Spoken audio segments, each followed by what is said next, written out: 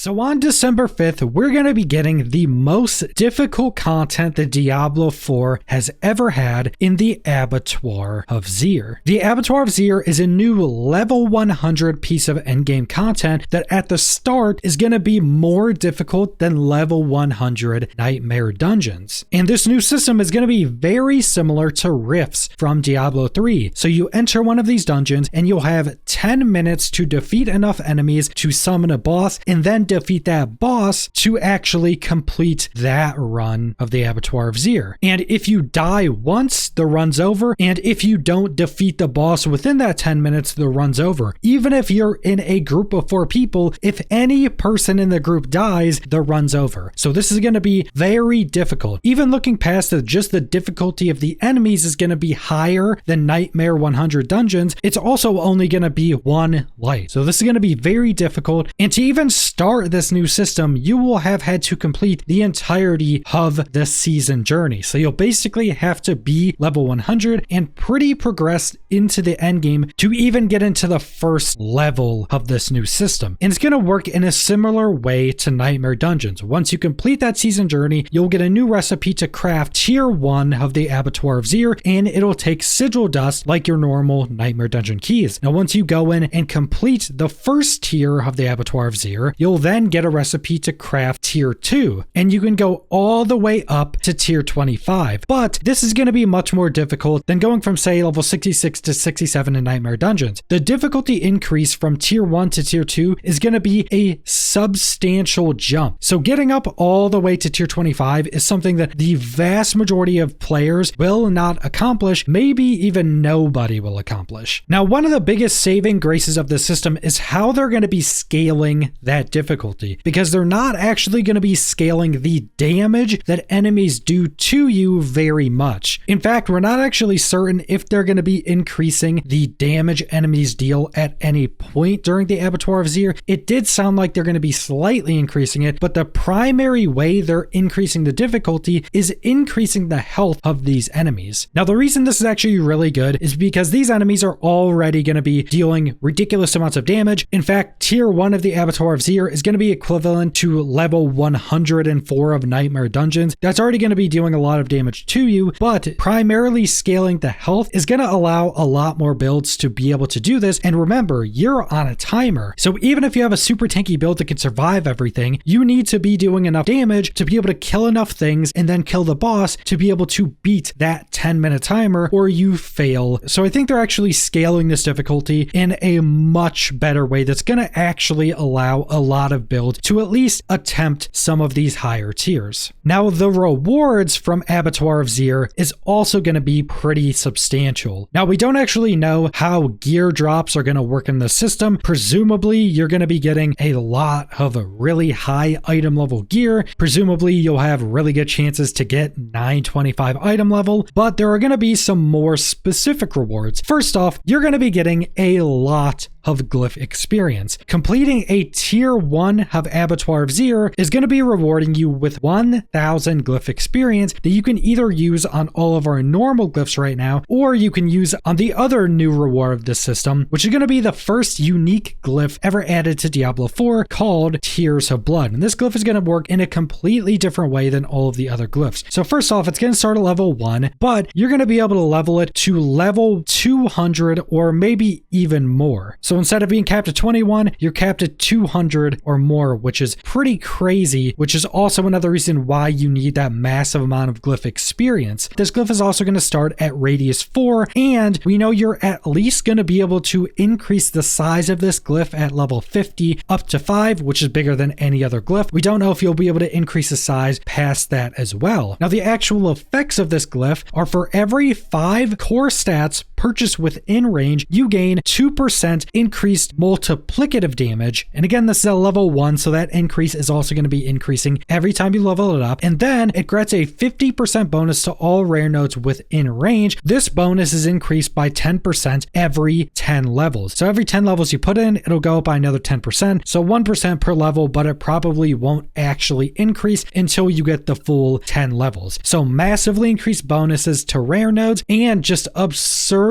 high damage increases. Now, what's really really interesting is this is just for every 5 core stat within range. This doesn't mention the main stat for your class. This just says any core stats. Now this could potentially still mean that it's just your main stat for your class, so willpower for a druid, but it's seeming like it's meaning just any of the primary stats in the game, which would be pretty ridiculous. And either way you look at it, either way this is going to play out, this thing is going to be giving you pretty much the biggest damage increase you can possibly get. This is probably going to give you close to infinite progression for the rest of the season, because getting like 200 levels on this one glyph is still going to take a lot of time, and it's just going to give you absurdly high damage increases. And because of how the Abattoir of Zir is going to be scaled, where they're scaling enemy health more than anything else, and because this glyph is tied into this, you're probably going to actually need to continue to heavily progress this glyph to even have a chance to do higher tiers of the Abattoir of Zir, because you're getting such absurd damage increases with this glyph that they would need to balance the higher tiers in a way to where you legitimately could not get enough damage without this glyph. And I do think this is actually a pretty good way to give more content and more progression halfway into a season to continue to give you new and more difficult things to do. Because when this comes out, we're going to be relatively halfway into the season, and getting this is basically going to give you another tier of progression in the end game. So I'm personally very excited for the system, very excited to see how much loot we're getting from this and how good of loot we're going to be able to farm from this. So all around, very excited. And this is pretty much all the information we have for the Abattoir of Zir. But that's all I want to go over. So thanks for watching.